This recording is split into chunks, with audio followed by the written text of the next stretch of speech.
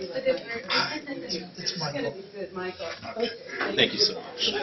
Brief interruption. Morning, everybody. First, let me apologize for the mix-up in the start time. We had the announcement saying one thing and the kiosk saying something else, and I really appreciate Rima's flexibility in allowing us to start at 10:30. So I think we're on track now. It's really a privilege and a pleasure for me to introduce Rima Apple to you today. This is, a really rare event, I think, at the college. Rima, as you know, is Professor Emerita at the University of Wisconsin. Before her retirement a few years ago, which she just told me she's enjoying a great deal, we're envious. She held joint appointments in the School of Human Ecology departments of Consumer Science and Interdisciplinary Studies in Human Ecology, Women's Studies program, and the Science and Technology Studies program at the University of Wisconsin. She was also, or I guess maybe still is, an affiliate in the Department of Medical History and Bioethics. Very serious commitment, obviously, to interdisciplinary work, which we value here. Rima got her BA from New York University and both her master's and PhD from the University of Wisconsin in Madison. She's held more positions at different institutions than I could begin to list right now, but some of these include gigs at London, at the University of Melbourne, the University of Auckland, Norwegian University of Science and Technology. She spent time at the University of Glasgow. She's on her way to Korea before too long, just very much of a world citizen, world traveler. A very impressive list of awards also. The first one that got my attention was the Violet's Life Cycle Professorship, which she received in 2005 or 2006. And I'm an old Wisconsin guy myself, and they don't just give those away. You got to be on your game to get those things. She's also received awards from the American College of Obstetricians and Gynecologists, the University of Wisconsin School of Human Ecology Alumni Faculty Professional Excellence Award, and also a very prestigious award on exemplary historical research and writing from the American Association for the History of Nursing. Her most recent book, 2006, is called Perfect Motherhood, Science and Child Rearing in America. A couple other things she wrote that caught my attention, and actually I will confess that I haven't read these, but I'm going to. A book called Vitamania, Vitamins in American Culture, and another one called Mothers and Medicine, A Social History of Infant Feeding, 1890 to 1950. She's currently doing research on the role of public health nurses in the evolution of maternal and child care. She's also done research on the history of consumerism, especially the role of vitamins in American culture, and the history of home economics as a profession for women.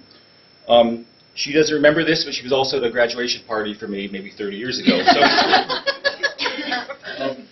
she's going to talk to us today about how gender shaped science and education, and I will very happily turn it over to Rima. Thank you very much, David. And I thank those of you who came earlier and stayed. I know what happens when your schedule gets all confused. But I appreciate it, and I will make this worth your while. First, a little background. Some of this may be familiar to you, and some of it may seem simplistic, but I just want to give a context. In most modern developed societies, the world is composed of two but complementary but significantly different elements: woman and man, the feminine and the masculine. Regardless of the nomenclature, the perspectives are the same. In its most simplistic terms, the world is divided into female and male. The former, the female, typically encompasses the domestic. Women are responsible for the sustenance of the family and the maintenance of the home. The latter, the male, is located outside in the realm of commerce, industry, and intellect. As nurturers of the family, women have historically been excluded from the male public sphere of science. Commonly, we see gender segregation as detrimental to the position of women. The domestic sphere, the female sphere, is denigrated. Divorced from the public male sphere, it's considered less important. As a result, all too often, society dismisses women's achievements. They are considered less important, while at the same time lionizing those of men. In this overtly schematic outline of separate spheres, we consider the public-private split as restricting women's lives, and we seek to adjust this imbalance, striving for a more integrated society in which women are not confined to the private sphere and men to the public sphere. Such goals are to be applauded, but we need to be aware that it's not merely a question of breaking down barriers for women's admission into the public sphere. The history of nutritional sciences in the late 19th and early 20th century dramatically demonstrates how the negative, that is, gender segregation, was employed to open new avenues for women, and conversely, how the positive, that is, the integration into science, was made more difficult for women to succeed. This analysis is not intended to recommend a return to gender segregation of the past. Please. It does, though, help us understand the ways in which social norms shape our world and our possibilities. This analysis begins inside the domestic sphere in the early 19th century in the West. In this period, women were expected to become wives and mothers, and their duties resided in the home, where one of their most important tasks was to feed their families wholesome meals, a continuation of traditional female roles.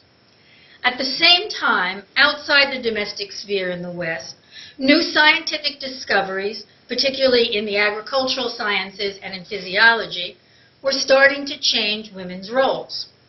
Throughout the century, scientific findings promised to provide women with the knowledge they needed for more healthful nutrition for their families. Thus, the modern mother was not divorced from science, but she was to learn from science to be a better mother. This need to educate women in contemporary scientific knowledge spurred the growth of advice manuals, such as the popular Treatise on Domestic Economy in 1842 by Catherine Beecher. It also spurred modern cookbooks and women's magazines like the Ladies' Home Journal and Good Housekeeping, and the development of home economics, which was an educational movement founded on the importance of science in women's lives, especially the science of nutrition.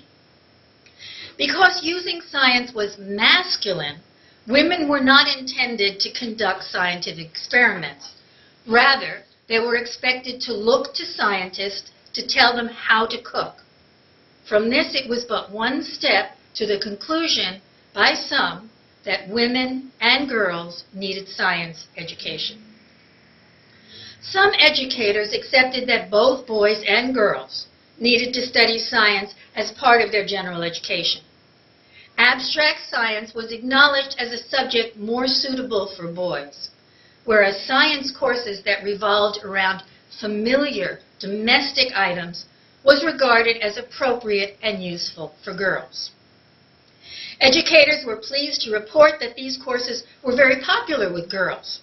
The reason for this success, they explained, was that girls were not just studying chemistry, but were using chemistry.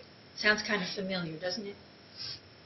Others justified science education for girls not as an aspect of general education, but as an important part of training for their future roles as wives and mothers. For example, public colleges in the United States that offered men education in scientific farming also offered women students the opportunity to learn the scientific basis for homemaking in the newly emerging departments of home economics. Abby Marlott, the longtime head of the home economics department at the University of Wisconsin, likened the home to a scientific laboratory, which required, quote, an education in applied chemistry, physics, biology, botany, sociology, business methods, and general household management, close quotation. From their beginnings, these home economics courses placed the science of nutrition at the forefront of their curriculum. In addition, science teachers developed home economics curricula on the primary and secondary school levels to provide girls with a science course that lay the foundation for successful homemaking. This emphasis on science for successful homemaking afforded women who wanted to practice science a path around the masculine sphere that denied them admission. Their college education was different from that of men, and fewer women were able to pursue advanced degrees. Ellen Swallow Richards, who's considered the mother of home economics, is the prime 19th century example of the barriers that prevented women from practicing science. After graduating Vassar in 1870, Richards applied for and was denied employment as a commercial chemist. She applied to the Massachusetts Institute of Technology, where she was admitted as a special student in chemistry. Special student because she was a woman, the first woman so admitted. And her admission, she was admitted with the stipulation that her entrance would not set a precedent for further women students. She received a bachelor's degree in 1873 and continued her studies at MIT. She would have been awarded the first advanced degree, but MIT balked at awarding its first advanced degree to a woman. Throughout her life, Richards pursued research in air and water quality, mineralogy, nutrition, and the like. Her research and her teaching typically focusing on domestic issues.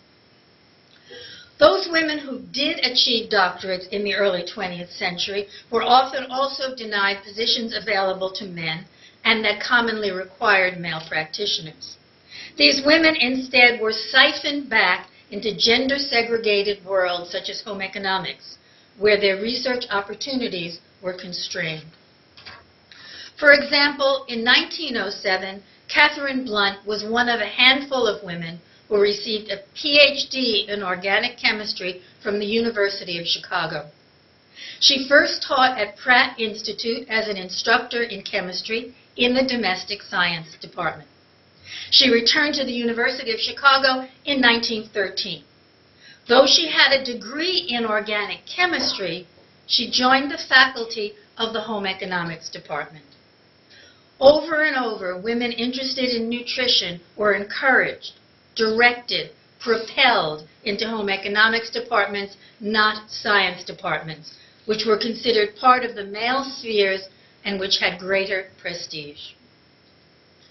Throughout much of the first half of the 20th century, science-oriented women continued to receive this advice: go into a female sphere.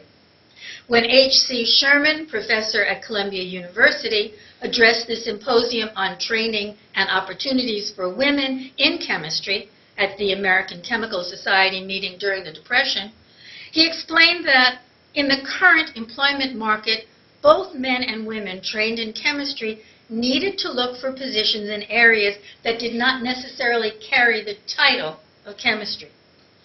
In terms of the chemistry of food and nutrition, he stressed, quote, "The preference for women is most frequently in positions that are administratively classified with home economics," close quote. He reminded his audience that whether the official title of the position reads chemistry or nutrition or home economics or food economics often makes little, if any, difference to the actual opportunities which this job affords. He did not acknowledge the status differences between nutrition and home economics. Thus, for Sherman and other male mentors of women in science, home economics, with its connections with women's domestic work, allowed for women's entrance into academic scientific work. They refused to recognize that the label home economics consigned women to a less prestigious sphere. Male scientists, even those who were supportive of women in science, expected and accepted that home economics was the place for women scientists. Lafayette B. Mendel was an important mentor for many women who got doctorates in nutrition. During his career at Yale, he trained at least 124 PhDs, of whom 48 were women. His male graduates tended to become members of medical school faculties, though a few female graduates worked for some time in medical schools and in some research institutions and at women's colleges. The majority of them became leading figures in the science of nutrition from their positions in home economics departments. The history of Helen Tracy Parsons, one of Mendel's students, is a good example of the critical importance of male mentorship for women in science in the first half of the 20th century in the United States. It documents both the benefits and drawbacks of gender segregating women scientists into home economics. Parsons was born in 1886, interested in a career in teaching and recognizing that home economics teaching was a good profession for women. She enrolled in the Kansas State Agricultural College, where she received her bachelor's degree in 1911. During her education, she discovered the joy of science and decided to concentrate on the scientific aspects of home economics. In 1913, at the University of Wisconsin, she undertook a joint master's program in home economics and biochemistry, the latter under the direction of Elmer V. McColman, a prominent nutrition researcher. Parsons credited McColman with teaching her how to do research. The two worked together on several projects, and Parsons wrote her master's paper on the dietary properties of bolted wheat flour. In 1917, McCollum left the University of Wisconsin for a position at Johns Hopkins University. Parsons accompanied him, lured by the offer of a salaried research position, a rare find for a woman in science at this time. However, her position with McCollum was not what she expected, and in 1920, she returned to the home economics faculty at the University of Wisconsin. Several years after returning to the UW, Parsons decided she wanted to pursue doctoral studies. Encouraged by what she had heard about Mendel's lab, Parsons took an unpaid leave in 1926 and traveled to Yale University. Her first year there was difficult. Her relationship with Mendel strained. However, after she earned a renowned fellowship in 1927, her position improved. She received her PhD the following year and returned to the UW as a professor in nutrition in home economics. Being a professor in home economics was not like being a professor in the male enclave of biochemistry. For example, Parsons was isolated from collegial camaraderie with other scientists involved in similar projects. It is in such formal and most significantly informal situations that scientists build the relationships and networks that foster their research. Parsons was not without some interested colleagues. Conrad A. Elvium was a close friend of Parsons. He had the advantages of a position in the biochemistry department in the UW. He could and he did travel to scientific meetings. On the train ride home from one of these meetings, he'd been talking with a colleague who mentioned to him that there was no assay to measure the vitamin content of yeast. In this time period, in the 1930s, live yeast, not the dead yeast we bake, live yeast was a popular source of protein and vitamins. They would put the yeast in water, it would bubble up, and they would drink it. Yeast companies advertised the nutritional benefits a person could enjoy by drinking these live yeast cocktails. Some preliminary studies had cast doubt on the value of yeast for vitamins, but there was no significant body of research. Thus, the critical question remained, was yeast a good source of B vitamins?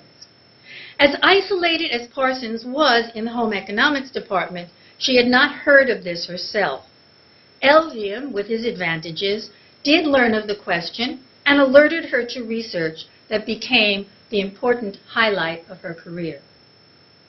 Parsons lacked not only access to financial, material, and social resources that her male colleagues in other departments had, she also lacked doctoral students. During her tenure at UW, the Home Economics Department could grant only bachelor's and master's degrees, not PhDs. Though Parsons did act as co-advisor on doctoral committees with faculty from other departments, particularly her friend, Elvium. Parsons' career at the UW highlights the advantages and disadvantages of a position in the home economics department for a woman in science. Securely ensconced in a home economics department with supportive female colleagues, she was free to pursue her research agenda within the limitations of her financial and material resources. She trained some of her own students to carry on in a research career. Though she couldn't have doctoral students of her own, she worked with faculty in other departments to prepare students for advanced degrees. Her position in home economics excluded her from wider opportunities, and despite her critical friendship with male colleagues, she never managed to have women accepted in science on an equal basis as men. Her friend Elvium is a case in point. Despite his evident support of women in science, his friendship with Parsons, his willingness to co-advise doctoral students, and his encouragement of further development of home economics on the campus, Elvium did little to foster the integration of women into his own department. As chair of biochemistry, he did not push for women to be full members of the faculty. For instance, he supported the hiring of women as instructors in biochemistry, but did not promote them to professorial ranks. We don't know whether or not Parsons resented her secondary position as a woman in science. Her papers do not give us any indication of how she reacted to the slights and limitations of her location in a female sphere. The biography of Agnes Faye Morgan, another woman who pursued a career in nutrition in the first half of the 20th century, is instructive. Though her professional career is not typical of the majority of women who entered science at the time, her experiences highlight the situations they faced and clearly delineate the ways in which gender-segregated science could at the same time promote and inhibit the development of a research career for women. Morgan received her bachelor's degree in 1904 and her master's in 1905 from the chemistry department at the University of Chicago, after which she taught chemistry in several colleges. She decided that she would need a doctorate if she was to advance in the profession. Consequently, she returned to Chicago and completed her PhD in organic chemistry in 1914, after which she was offered an assistant professorship in the home economics department at the University of California, Berkeley. The story behind this offer discloses much about contemporary views of women in science. The Dean of Women at Berkeley suggested Morgan's name for the position in the nutrition department to the Dean of the College of Agriculture.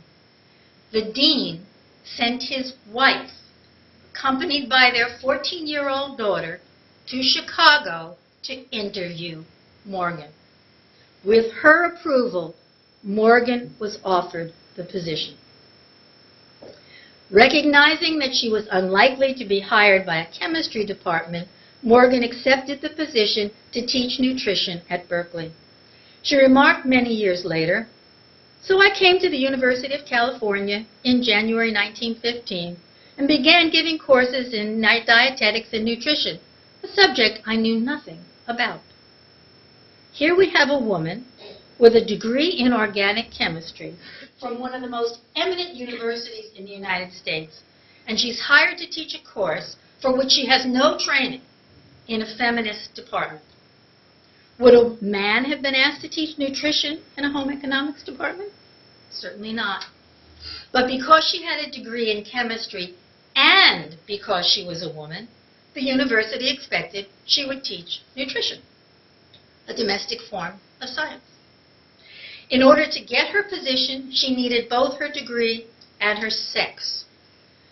But she was not passive in the face of gender stereotyping. As professor of nutrition, she took the home economics department out of its narrow domestic sphere and established a nutrition program with a heavy emphasis on research, particularly human nutrition. Male researchers were more inclined to study animal nutrition or the clinical problems of human nutrition. Soon after, however, she was called from her position in home economics to help during World War I. the U.S. Federal Food Administration appointed her State Secretary of Volunteer College Workers. In this position, she coordinated the activities of 920 students in the Food Conservation Program, taught model courses for volunteer community leaders on food conservation, and gave a large number of public lectures on the subject, as well as conducting nutritional research, participating in a national dietary survey, and designing courses in dietetics for nurses and the Red Cross. These highly visible, highly regarded wartime activities were both beneficial and detrimental to the future of home economics and for Morgan's research program at the university. On the positive side, her work was significantly valued, and it generated approval across the campus and across the state of California for the home economics department. On the negative side, though, the attention focused on the domestic aspect of home economics as an area of applied research with a vocational orientation. In other words, a typical female arena rather than the male world of research science. Morgan headed the department from 1918 to 1954. Given the scope of the department, she tried for many years to get its name changed to the Department of Human Nutrition. She was thwarted at each attempt. With a woman at its head, even a very well-respected researcher like Morgan, home economics was not able to raise its image as women's work. Though Morgan continued her scientific research and continued to garner professional praise for it, the department and the discipline maintained the image of domesticity. Consequently, it did not receive the acclaim given other male-dominated science departments.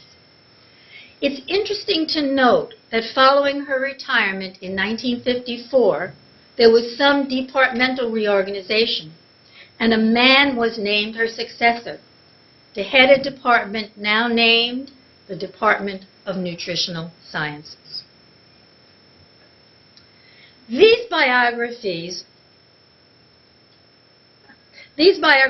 reveal the lives behind the statistics documenting the gendered nature of science in the 20th century. Nutrition is a clear example of a feminized science and what happens to a discipline when one gender dominates. This gendering in the first half of the 20th century had both positive and negative effects. On the positive side, most important, it allowed some women to pursue a scientific career at a time when other areas of science were closed to them. In 1921, 4.5% of women in American science were in nutrition. In 1938, this number had grown to 8.6%. Clearly, nutrition was an important area of scientific study for women. On the negative side, it meant that women's scientific work was not recognized and appreciated to the same extent as men. Female nutritionists were in home economics departments, which were considered women's departments, and consequently lacked the esteem accorded other departments that were composed of men and were considered more academic. Women on faculties in home economics were rarely acknowledged for their scientific work. Female researchers were less apt than male researchers to be acknowledged with prizes and committee memberships. Organizational membership also reflected a stratification by sex. For example, despite the dominance of women working in nutrition, relatively few women became members of the elite American Institute of Nutrition. And recognized achievements could soon be forgotten, even at a researcher's own institution. Despite all her years at Berkeley and all the accolades she had received, even Agnes Faye Morgan's faded within less than 10 years of her retirement. At the retirement party for her successor at Berkeley, a history of nutrition at the university was presented. That history began in 1962. All the work of the Department of Home Economics, all of Morgan's 39 years there, were ignored. A further integration of women and men into a single scientific discipline, signified by a single department, could potentially erase these negative aspects. However, within patriarchal societies, integration did not necessarily lead to equity. Over the decades, men increasingly entered the discipline of nutrition, but women's research rarely achieved the recognition of their male counterparts. Early in the century, men were all but absent from the field. But by the mid-1950s in the United States, men accounted for over 3/4 of the discipline. Home economics in general and nutrition in particular became more male for several reasons. First and foremost was the defensive reorientation of home economics itself. Increasingly through the century, home economics departments found themselves in a precarious position on campus. Prestige-conscious universities, embarrassed by home economics' largely female faculty and its supposedly domestic perspective, sought to elevate the status of the department by employing men, believing that men would attract more research funding and therefore more distinction to the department. Similarly, as barriers to admission fell in other disciplines, women students reached out into new, often more prestigious departments where unfortunately often found it difficult to pursue graduate study. Funding for research and graduate study was extremely limited in the feminized field of home economics. It was more readily available in other areas, at least for men, because in the post-war period, several of the most lucrative fellowships were limited to males. For example, in the late 1960s, the University of Wisconsin moved nutrition out of home economics, establishing 2 new departments in the higher status College of Agriculture. These departments were given significant funds to hire new male scientists. These same gendered assumptions affected nutrition organizations. Take, for example, the American Dietetic Association, ADA, founded in 1917. Under its bylaws, men were ineligible for membership. This sex barrier was broken in 1936. By the 1950s, there were 54 active male members.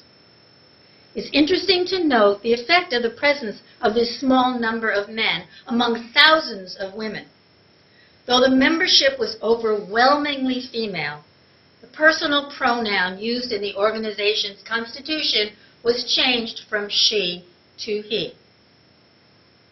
Once again, despite numerical supremacy, female representation was overpowered by the presence of male. This is not a happy conclusion, to be sure. And I'm not advocating a return to the past where women and men studied and conducted research in separate spheres. It's rather a cautionary tale. Clearly, there are some benefits in the gendered science of nutrition for some women who wanted to pursue science. Within a patriarchal society, this separation gave women the latitude to develop their own skills and desires without the pressure of male oversight. Yet at the same time, the contemporary common sense about gender and knowledge meant feminized fields such as home economics were little appreciated or even acknowledged, a situation I would not like to see repeated. Opening more of science to both women and men could provide us with the intellectual capital we need to ameliorate society's problems, could furnish the personnel we need to work on today's concerns. Could, that is, when we erase the linkage between sex and scientific prestige that continues to limit women's access to education and to resources. But we've seen what happened to nutrition when the field merely adjusted to attract men into a previous feminized discipline. And similar issues face other fields. Unfortunately, even today, many women entering science continue to face a similar situation to that which forced their foremothers into gender-segregated disciplines. To take one 21st century example one 21st century example, sorry. In 1905, when he was president of Harvard, Lawrence Summers addressed a conference on the question of women and minorities in science. He noted that there were relatively few women in science because, he said, women lacked an innate ability for science and mathematics. His remarks drew quick responses from women on the faculty in Harvard and around the world, but he was undoubtedly expressing the sense of many. A 2012 study of Yale researchers documents the continued bias in science. 120 biology, chemistry, and physics professors evaluated an application for the position of laboratory manager. These applications were identical except for the name. Half had female names and half had male names. The results document, quote, that both male and female faculty judged a female student to be less competent and less worthy of being hired than an identical male student, and also offered her a smaller starting salary and less career mentoring. It's important to note that female faculty members were just as likely as male colleagues to favor the male student. The fact that faculty male biases were independent of their gender, scientific discipline, age, and tenure status, the report notes, quote, suggests that it is likely unintentional, generated from widespread cultural stereotypes, rather than a conscious intention to harm women, close quote. If we hope to reap the benefit of a fully engaged citizenry, where all have an opportunity to succeed in their chosen professions, we need to erase the sexism that's still rampant all around the world. Thank you.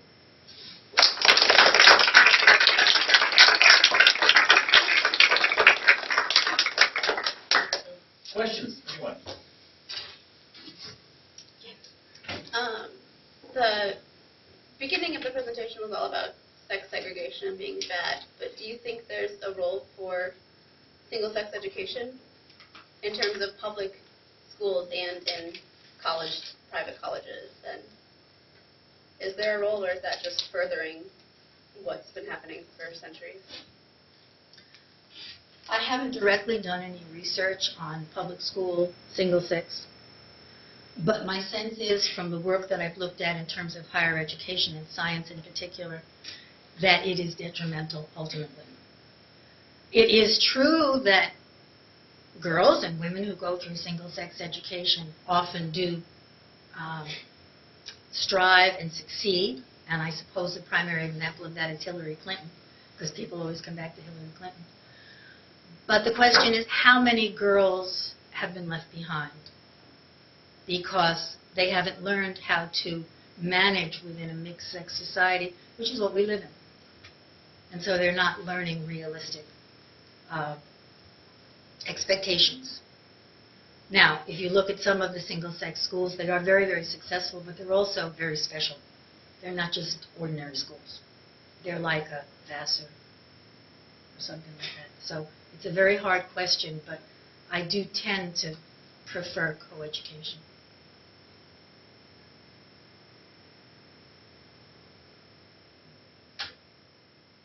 I wanted to ask, I enjoyed that talk a lot. That was really, really stimulating, I thought. But here's what occurred to me. It seems to be a lot of very progressive social movements begin where you don't expect them to. Sort of Yes. second-rate places, not second-rate places, but second-level places. Like voting rights began, women's voting rights started in Wyoming before they started in Massachusetts, and gay rights often started in places you wouldn't expect. The institutions you looked at were mostly sort of very elite institutions. If you looked at the same kind of things in sort of second-level state schools and things like that, would you find the same kind of things, you think? Were the patterns of discrimination there as marked, or maybe less so? I haven't done that much direct research, but my guess is it would be more marked. More marked? More marked. Because the women in these more elite schools knew that resources were available and at least tried to get, if you look at it, something like Agnes Faye Morgan, Okay? She was able to utilize the system. She couldn't knock down all the barriers, but she was able to push against some of them. If we're talking about the smaller schools, the teacher training schools, and that kind of a thing, if you were particularly in something like home economics, you didn't have access to those resources in order to break down the barriers. So my sense is this kind of change would have had to start at the more elite schools. That's my sense. Yes. I really appreciated the information on the role of male mentors. Mm-hmm. And I wonder, as you said, that sexism persists today in the sciences, what do you see as the role of male mentors now in encouraging women in the sciences? I think that male mentors are absolutely vital because they still do dominate in many, if not most, sciences. That's where it's going to come from. But that those male mentors also need to be open to the fact that it is not simply that they're preparing women to do the little laboratory work. They have to be made aware that there is more possibility and give more opportunities. And that involves a whole educational process that often comes out of, say, women's studies programs or, basically women's studies programs. Women who are working within women's studies programs who then create committees that help alert faculty to admissions problems and how they can adjust them, the unconscious bias that they might have. We need to be thinking about that, and often we need somebody outside to point it out to us. So I think that male mentors are needed. What I would like to see is more female mentors, but we need to get women to a place where they can be those mentors. So it's a two-part process. Yes? You looked at what role professional organizations play, like AAUW, AMA, in creating some of these identities and how they persist? They're very important. They are very important, particularly when they come down onto the campuses and help generate specific groups within the campus. Because campuses don't tend to listen to people outside. They want people inside. So when something like the AAUW helps foster a center for gender and science or something, and it's the people within that institution that are then working on it, it can be extremely successful and necessary. Yes? Dr. Apple, thanks for your talk. It was fascinating. On our campus in our college, Dr. Brian Han has done quite a bit of research on science achievement for young girls. And we know that, in fact, it is tends to be higher than boys until about maybe 6th or 7th grade. I'm probably getting the years wrong. And then it just starts to take a complete nosedive. Several of the people in the room right now are becoming future teachers. What is sort of your message to them based on this? I think the hardest thing is to remember to be open to every child.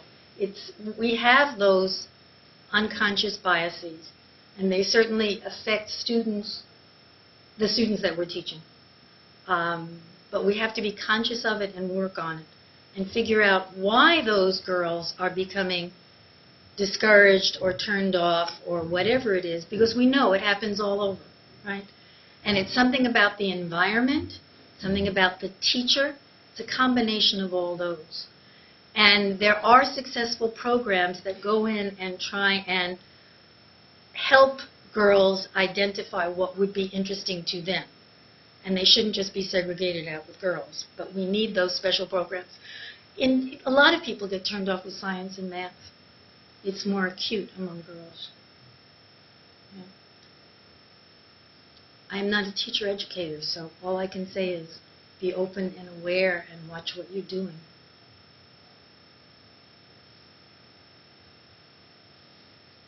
Can I really put you on the spot and ask you about something a bit different? You've already been putting me on the spot. Okay.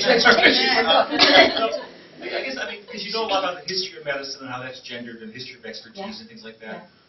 What do you make of sort of what we're hearing now about measles, the unwillingness of parents to vaccinate their kids for measles? It seems to me there's a gender aspect of that I don't begin to understand. But how would you sort of, make a context for that for us? I don't know, actually, Dave, that's gender. I think more of it has to do with a distrust of authority figures and the feeling that scientists/government don't always know what they're talking about, so I'm going to protect my child in the way I think it's safe to protect my child. And there's enough out on the web so that if you are inclined to think that vaccination is dangerous and you are sloppy in how you read it, non-critical in how you read it, you can find evidence which makes you feel confident about what you're doing. I don't think that's gendered, though, actually. We hear more about mothers doing it just because mothers are the ones who are inclined to take their children to the doctor or not take their children to the doctor. But as far as we know, it's mothers and fathers both. So I'm not sure. And it is a distrust of, scientists used to think that the world was flat, and now we know it's not, so why should we believe them? I have, to be honest, I have trouble with people who don't vaccinate their children. I find it very scary. It's a major public health hazard. And I'm one of the few people, our children were born just at that cusp when, we knew there was no more smallpox. And I didn't believe it, so my kids were vaccinated against smallpox. You can't even do that anymore. People don't realize, particularly the vaccination, they don't realize the horror of polio, and they don't realize the horror of measles. And they are horrible, horrible diseases. And if we can protect, we should protect. Autism is pretty bad one, too. Sorry? Autism is pretty bad. I don't want to get into that argument, but I think that's been fairly well disproven. Now, that's what I mean about the web, There's something out on the web, that says that, and then the corrective comes out, and the corrective never catches up, and so it's this, you find what you need. It's very difficult to, that's the problem with the web, that everything is out there and flat, and we need something that's not quite so flat. I don't know how to do it. We just train our students to learn how to evaluate and question whatever they see. And questioning is always important. Now, that having been said, there are other things in science that are sexy. Not that one. Anybody? Okay, thank you very much. Thank you.